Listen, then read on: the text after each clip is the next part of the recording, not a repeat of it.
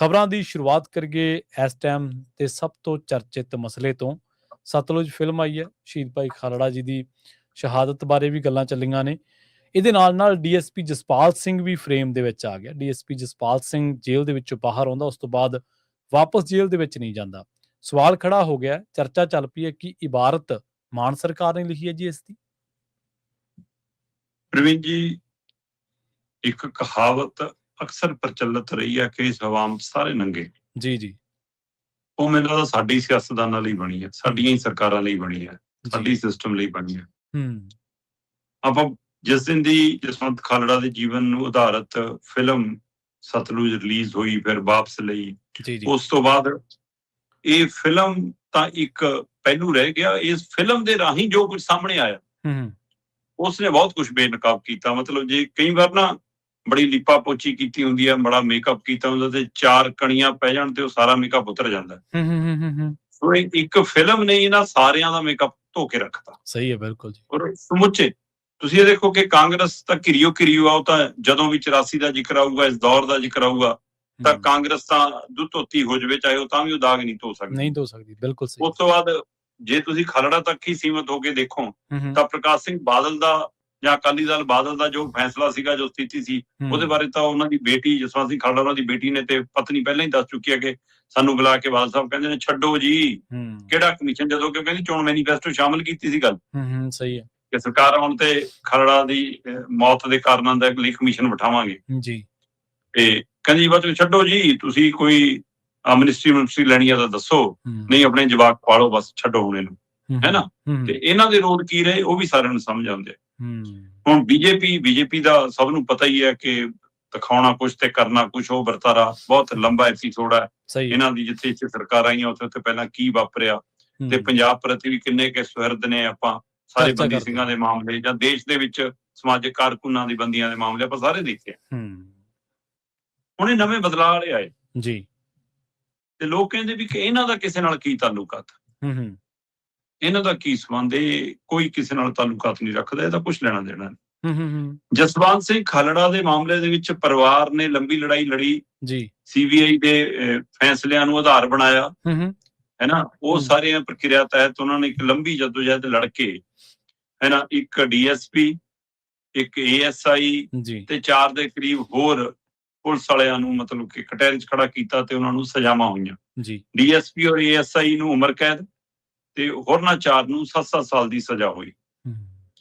ਉਸ ਤੋਂ ਬਾਅਦ ਅਗਲੀ ਪ੍ਰਕਿਰਿਆ 'ਚ ਜਾ ਕੇ ASI ਬਰੀ ਹੋ ਗਿਆ ਤੇ DSP ਔਰ ਬਾਕੀਆਂ ਨੂੰ ਉਮਰ ਕੈਦ ਹੀ ਰਹੀ। ਮਤਲਬ ਜਿਹਨਾਂ ਨੂੰ 7 ਸਾਲ ਸੀ ਉਹਨਾਂ ਦੀ ਵੀ ਉਮਰ ਕੈਦ 'ਚ ਬਦਲ ਗਈ। ਪਰ DSP ਜਸਪਾਲ ਸਿੰਘ ਜਿਹੜਾ ਅਗਵਾਹ ਦੇ ਵਿੱਚ ਵੀ ਜਿਹਦਾ ਨਾਂ ਬੋਲਦਾ ਹੈ, ਤਸ਼ੱਦਦ 'ਚ ਵੀ ਨਾਂ ਬੋਲਦਾ ਹੈ, ਇਹ ਸਾਰੀ ਘਟਨਾਕ੍ਰਮ ਜਸਵੰਤ ਸਿੰਘ ਖਾਲੜਾ ਦੇ ਮਾਮਲੇ 'ਚ ਉਹਦਾ ਜ਼ਿਕਰ ਹੈ। ਉਸ ਨੂੰ ਜਦੋਂ ਸਜ਼ਾ ਹੋਈ ਤਾਂ ਕਹਿੰਦੇ ਜੀ ਨਾਭੇ ਦੀ ਖੁੱਲੀ ਜੇਲ੍ਹ 'ਚ, ਐਗਰੀਕਲਚਰ ਖੁੱਲੀ ਜੇਲ੍ਹ ਹੈ ਜਿਹੜੀ, ਉੱਥੇ ਭੇਜ ਦਿੱਤਾ ਗਿਆ। ਬਈ ਬੰਦਾ DSP ਰਿਹਾ ਹੋਵੇ ਤੇ ਉਹਨੂੰ ਖੁੱਲੀ ਜੇਲ੍ਹ 'ਚ ਭੇਜ ਦਿੱਤਾ ਜਾਵੇ, ਉਹਦਾ ਠਾਠ-ਬਾਠ ਤਾਂ ਉੱਥੇ ਵੀ ਥਾਣੇਦਾਰੀ ਕਾਇਮ ਰਹੂਗੀ ਫਿਰ। ਤੇ ਵੈਸੇ ਹੀ ਖੁੱਲੀ ਜੇਲ੍ਹ, ਤੁਸੀਂ ਆਪ ਹਿਸਾਬ ਲਾ ਲਓ ਨਾ ਕਿ ਸਾਡਾ ਇੱਥੇ ਸਿਸਟਮ ਕਿਹੋ ਜਿਹਾ। ਇੱਕ ਪਾਸੇ ਤਾਂ ਉਹ ਲੋਕ ਨੇ ਜਿਹੜੇ ਕਹਿੰਦੇ ਜੀ ਨਾ ਫਾਂਸੀ ਸਜ਼ਾ ਦਾ ਫੈਸਲਾ, ਨਾ ਰਿਹਾਈ ਦਾ ਫੈਸਲਾ, ਨਾ ਰੱਦ ਕਰਨ ਦਾ ਫੈਸਲਾ, ਚੱਕੀ 'ਚ ਵੀ ਪਿਸੋ ਤੇ ਜਦੋਂ ਫਾਂਸੀ ਹੋਣੀ ਨਹੀਂ ਹੋਣੀ ਤਦ ਵੀ ਦੇਖਾਂਗੇ। ਉਹ ਮਾਮਲੇ ਵੀ ਸਾਡੇ ਮੂਹਰੇ ਪਏ ਆ। ਦੂਸਰੇ ਪਾਸੇ ਇਹਨਾਂ ਦੀ ਖੁੱਲੀ ਜੇਲ੍ਹ ਹੈ, ਤੇ ਖੁੱਲੀ ਜੇਲ੍ਹ ਵੀ ਕਾਹਦੀ ਹੈ ਕਿ ਸਬਜ਼ੀਆਂ ਉਗਾਓ, ਬੀਜੋ, ਵੇਚੋ, ਹੈ ਨਾ, ਮਿਲੋ, ਬੈਠੋ, ਘੁੰਮੋ ਫਿਰੋ, ਜੋ ਮਰਜ਼ੀ ਕਰੋ। ਸਹੀ ਹੈ, ਬਿਲਕੁਲ। ਚਲੋ, ਇਹ ਤਾਂ ਫਾਰਮ ਹਾਊਸ ਤੇ ਰਹਿਣ ਵਰਗਾ ਸੀ ਇਹਨਾਂ ਲਈ ਤਾਂ, ਬਿਲਕੁਲ। ਪਰ ਮਾਮਲਾ ਕਿੱਥੋਂ ਉਜਾਗਰ ਹੁੰਦਾ? ਮਾਮਲਾ ਉਜਾਗਰ ਸ਼ੁਰੂ ਹੁੰਦਾ ਕਿ 2019 ਦੇ ਵਿੱਚ ਪਟੀਸ਼ਨ ਪਾਈ ਜਾਂਦੀ ਹੈ ਰਾਜਪਾਲ ਕੋਲ ਕਿ ਜੀ ਇਹਨਾਂ ਦੀ ਰਿਹਾਈ ਬਣਦੀ ਹੈ ਜੀ, ਇਹ ਬੜੇ ਚੰਗੇ ਮਤਲਬ ਇਕੱਠੀ ਕਰ ਰਹੇ ਨੇ, ਬਿਹਾਰ ਬੜਾ ਵਧੀਆ ਉਹ ਹੈ। ਤੇ ਉਸ ਸਮੇਂ 2019 ਦੇ ਵਿੱਚ ਖਾਰਜ ਹੋ ਜਾਂਦੀ ਹੈ ਇਹਨਾਂ ਦੀ ਪਟੀਸ਼ਨ ਜੀ। ਉਹੀ ਪਟੀਸ਼ਨ ਸਤੰਬਰ 2022 ਦੇ ਵਿੱਚ ਦੁਬਾਰਾ ਲੱਗਦੀ ਹੈ। ਹੁਣ ਸਤੰਬਰ 2022 ਦੇ ਵਿੱਚ ਸਰਕਾਰ ਕਿਹਦੀ ਹੈ ਪੰਜਾਬ ਦੇ ਵਿੱਚ? ਆਮ ਆਦਮੀ ਪਾਰਟੀ ਦੀ। ਆਮ ਆਦਮੀ ਪਾਰਟੀ ਦੀ। ਤੇ ਜਦੋਂ ਇਹ 2022 ਚ ਦੁਬਾਰਾ ਪਟੀਸ਼ਨ ਲਾਉਂਦੇ ਨੇ ਤਾਂ ਕਹਿੰਦੇ ਜੀ 3 ਮਹੀਨਿਆਂ ਤੱਕ ਕੋਈ ਫੈਸਲਾ ਨਹੀਂ ਆਉਂਦਾ। ਫਿਰ ਆੜ ਕੀ ਲਈ ਜਾਂਦੀ ਹੈ ਕਿ ਇੱਕ ਹੈਗਾ COCP 2020-2022 ਹਾਈ ਕੋਰਟ ਦਾ ਕੋਈ ਫੈਸਲਾ ਹੈ, ਉਸ ਨੂੰ ਆਧਾਰ ਬਣਾ ਕੇ ਕਹਿੰਦੇ ਕਿ ਵੀ ਜੇ 3 ਮਹੀਨੇ ਰਾਜਪਾਲ ਫੈਸਲਾ ਨਾ ਲਵੇ ਇਸ ਅਰਜੀ ਦੇ ਉੱਤੇ ਕਿ ਜੀ ਇਹਦੀ ਰਿਹਾਈ ਬਣਦੀ ਆ, ਇਹਦੀ ਸਜ਼ਾ ਮਾਫ ਕੀਤੀ ਜਾਵੇ, ਤਾਂ ਫਿਰ ਕਹਿੰਦੇ ਸਰਕਾਰ ਕੋਲ ਇਹ ਅਧਿਕਾਰ ਆ ਜਾਂਦਾ ਹੈ ਕਿ ਸਰਕਾਰ ਜਦੋਂ ਤੱਕ ਰਾਜਪਾਲ ਦਾ ਫੈਸਲਾ ਨਾ ਆਵੇ ਤਦ ਤੱਕ ਉਹਨੂੰ ਜ਼ਮਾਨਤ ਦੇ ਸਕਦੀ ਹੈ। ਜੀ। ਸੋ ਇਹਨਾਂ ਨੇ ਉਸ ਆਧਾਰ ਦੇ ਉੱਤੇ ਪਲੀ ਲੈ ਕੇ ਜ਼ਮਾਨਤ ਲੈ ਲਈ ਤੇ 1 ਲੱਖ ਦੇ ਨਿੱਜੀ ਮੁਚਲਕੇ ਤੇ ਉਹਨੂੰ ਜ਼ਮਾਨਤ ਦੇ ਕੇ ਘਰੇ ਤੋਰਤਾ। ਹੁਣ ਮਤਲਬ 2022 ਤੋਂ ਲੈ ਕੇ 2026 ਤੱਕ ਰਾਜਪਾਲ ਜੀ ਨੇ ਫਾਈਲ ਛੇੜੀ ਨਹੀਂ ਤੇ ਇੱਧਰ ਜ਼ਮਾਨਤ ਚੱਲ ਰਹੀ ਹੈ, ਕਿਸੇ ਨੇ ਪੁੱਛਿਆ ਹੀ ਨਹੀਂ।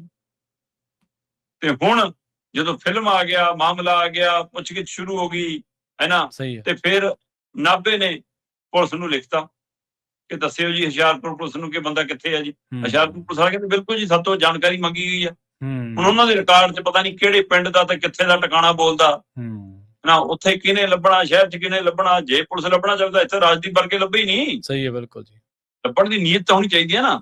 ਸੋ ਇਸ ਲਈ ਕਹਿੰਦੇ ਜੀ ਹੁਣ ਪਤਾ ਹੀ ਨਹੀਂ ਕਿੱਥੇ, ਹੁਣ ਹੱਥਾਂ ਪੈਰਾਂ ਦੀ ਪਈ ਹੈ ਕਿਉਂਕਿ ਮੁੱਦਾ ਬਣ ਗਿਆ। ਸਹੀ ਹੈ।